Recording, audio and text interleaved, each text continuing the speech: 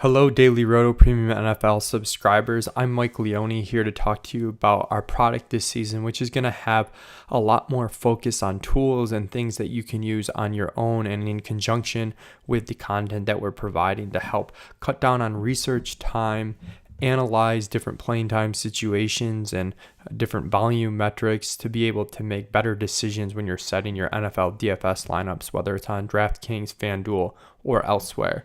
So if you're a premium NFL subscriber and you go to DailyRoto.com, once you get there, you can hover over our menu bar up top.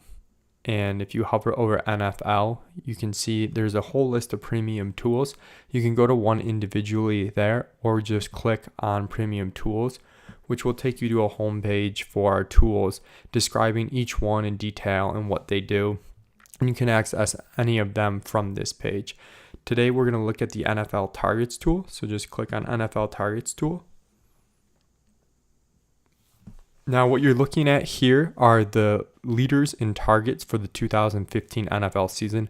Of course, as we get data for 2016, we'll be updated for that too.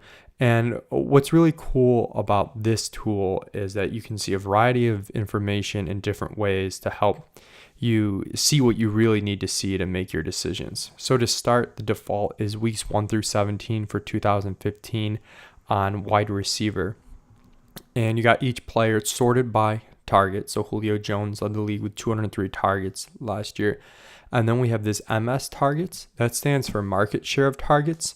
And that can be important, sometimes even better than targets. What that is telling you is what percentage of a team's targets a player had. So if the Falcons throw the ball 30 times in a game and Julio Jones is targeted 10 times, his market share would be 33.3%. And sometimes that's a good way to project volume. If you think a team is going to end up passing more than they did the previous week, well, using that market share may be better than just looking at the raw targets, because the raw targets will go up solely based on the team passing more if you assume a similar market share. Then based on whatever weeks you pick, right now we have 1 through 17, you'll see the last four, the targets for the last four. Then you'll see the fantasy points.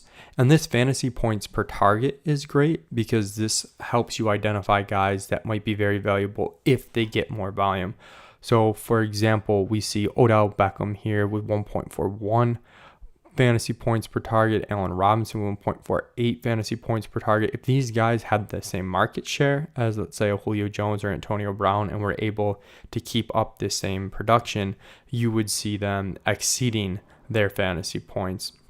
But usually you're going to use it for guys that are under the radar. So guys that maybe only had a few targets or may end up getting more playing time the next week. Maybe they're an injury fill-in and you want to see, okay, we know they're going to get the volume, but are they any good? Looking at fantasy points per target is a good way to do that. And all these columns are sortable. So if you want to just see week 17, who led the league in targets, you can do that. And you definitely want to make use of our filters up here.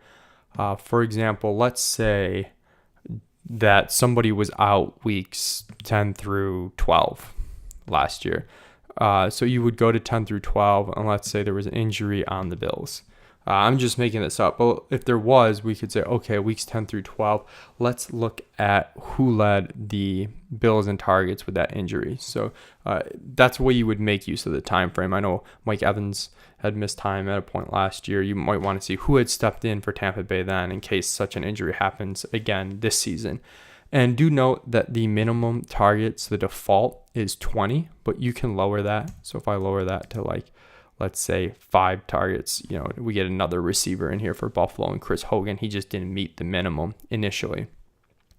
So that's really cool. A great way, again, to identify volume because you can break it up by time frame. You can look at market share.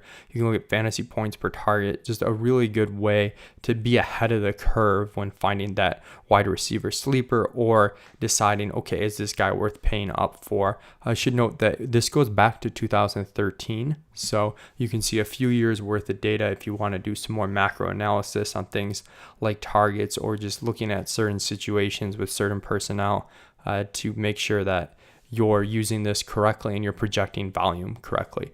We hope you enjoy this tool and get a lot out of it. And make sure to drop us a line, give us some feedback by throwing an email to help@dailyroto.com.